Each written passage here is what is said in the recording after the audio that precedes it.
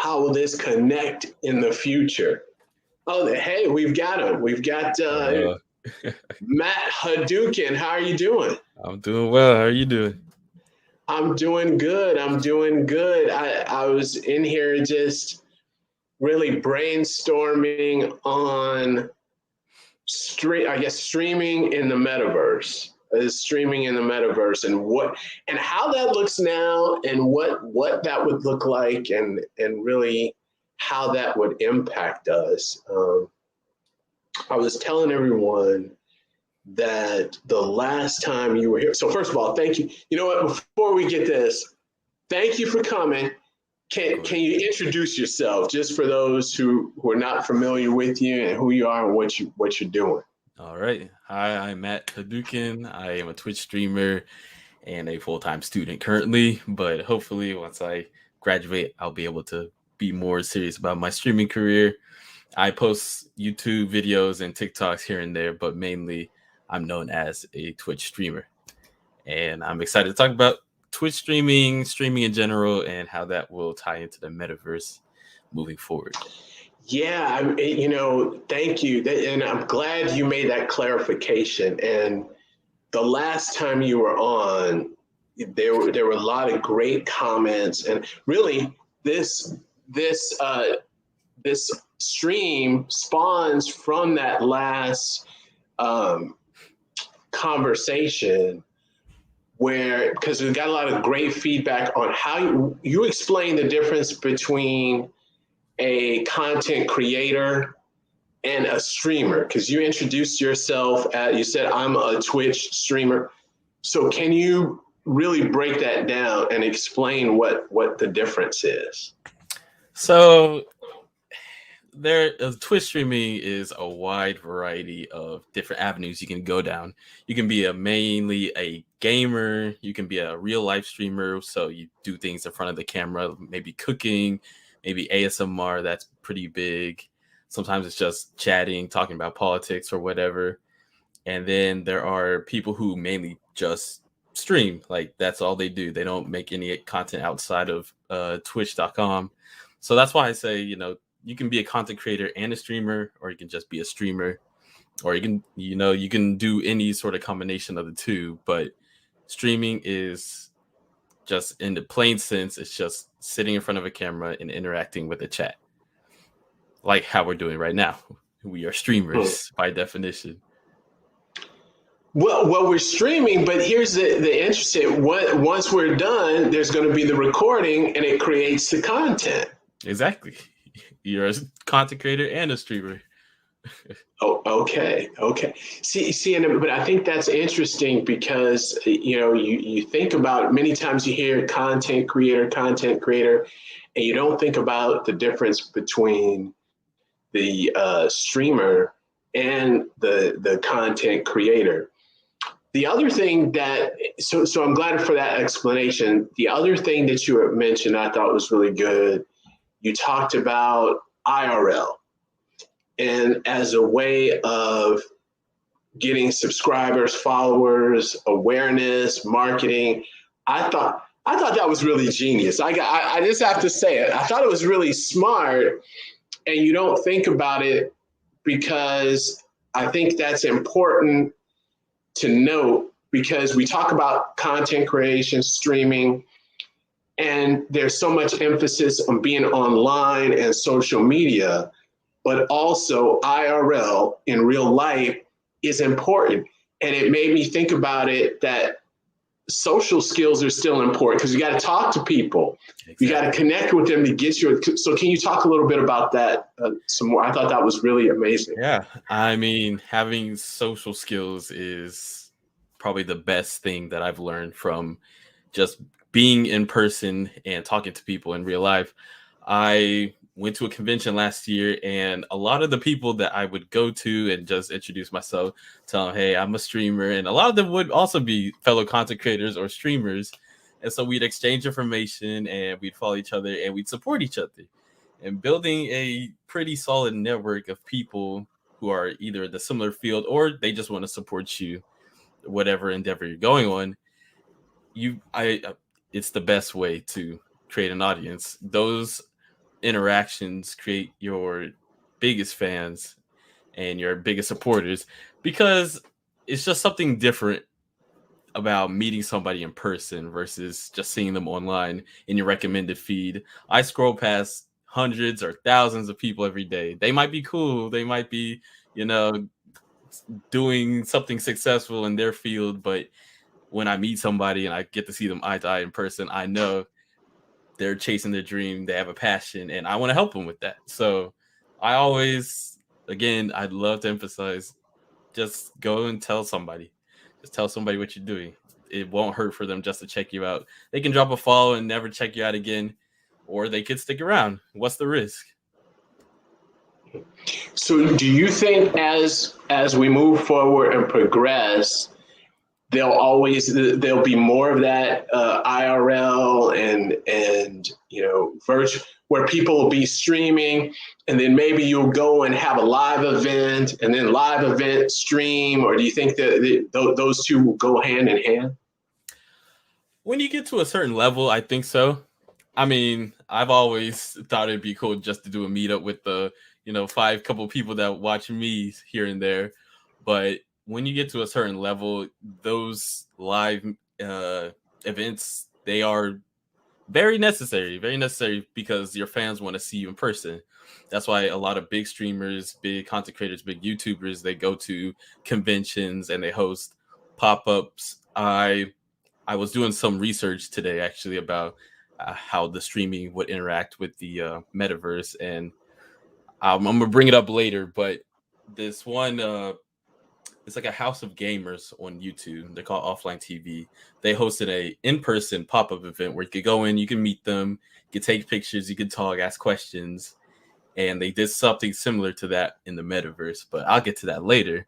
But yes, I do believe meeting people, meeting your content creators, whoever you support in person, it's a part of the job, and that's why having good social skills is very important in this line of work, at least. And that's, I'm glad that and that's some of the things you learn in school. You have those connections, you're talking to people, you're interacting, networking really is what it comes down to. So I guess we get to the meat and get to the entree. So you had the appetite, let's get to the entree of this. And before you came in, I was really just having a brainstorm, thinking through my experience in the metaverse, in some of these virtual worlds. And I was thinking about the sandbox. So I've gone in the sandbox, and you can hang out in there, and you can go and you can watch. And I made the mistake of saying watching someone you're not watching them, you're watching their avatar gamble. So there's gambling and stuff. So you're watching them to play games. So, we got Shook Focus is here. Okay, hello, Shook Focus. Hello. And you're watching them play, but you're not exactly watching them. Mm-hmm. So then I'm thinking, is it streaming? Because I'm not actually watching the person, I'm watching their avatar, and it was just interesting the way things are developed. So I want to hear what's your take, Matt Hadouken, on the streaming and the metaverse. Let's hear it. So it's still very new, this whole metaverse concept, and I think the possibilities are honestly endless. But if I were to take what we have already and just equate that to our idea currently of the metaverse, then yeah, I'd say that's a similar experience to what many will see in the future. Just watching somebody interact with, whether it's a game or gambling or just an experience. I feel like a lot of these streamers, content creators, they advertise experiences other people want to have, and they live vicariously through them. So I'm going to bring up this one example. So I mentioned earlier the Offline TV at the House of Creators. They hosted an in-person pop-up shop, and they also hosted one. I did not know about this until I looked it up recently. Actually, they hosted an online in the Metaverse pop-up shop where people can have their avatar and walk around and look at pictures, leave nice notes for the creators. And if they get lucky, they can be online at the same time as one of their favorite creators and actually talk to them in person or in your Metaverse world. And I'd say it was that experience that kind of displays, how we're going to take something from, already a real life experience. You could go in person to a pop-up shop and meet somebody, or you could do it online. But I feel like there's also a very narrow view of the potential that this concept of the metaverse has. I was reading a couple of comments. They were talking about how it was kind of boring because at the end of the day, you're just, walking around a small little room online. And a lot of people were talking about how they didn't really put a lot of effort into the environment. And I was like, that is so true. You don't have the limits like you do in real life. When you're online, they could have made it a lot more creative. It could have been exciting for you just to be there instead of a small box like a real life room would be. So if you're asking me what the streaming will look like in the metaverse right now, I still say it's too soon to, draw a clear picture, but taking experiences like that we enjoy today and translating that somehow into the metaverse is what I see the future being. Now, what does that look like? It could be literally anything at this point. But what do you think? Is that a good enough answer? That was great. I think, I was really thinking about this, and what I try to do is look at different angles. And one of the angles that I was thinking about that would give it traction, because you're absolutely right. You have these rooms, these spaces, some of them are small. I think of spatial as being a small room you're in. And however, when I think about streaming and I think about, we've got a question in a second, but I think about monetization. So I thought about the announcement that Facebook, their DAO, their daily active users dropped. Mark Zuckerberg was saying they're facing stiff competition. Mm-hmm. And I said, well, what is the difference? YouTube is booming. TikTok is growing. But what's the difference with TikTok, and YouTube, and Instagram? Monetizing. You get enough followers on TikTok, you part of their creator fund. YouTube, you get 1,000 subscribers, you're monetized. So in Instagram, where's the there's the clout, there's the social capital, but where show me the money. Where's the monetized? So I think with the streaming and with it taking traction, I think there has to be some type of some money involved. So some type of money involved. So I think it will take off, and I think people may overlook some of the setbacks if there's some type of there's some type of reward there. I think. I want to go to this question. This is coming at you, Matt Hadouken. All right. Do you think they could do some type of spectator mode where you see what the player is seeing? You see what the player is seeing. So I was thinking about that too as well.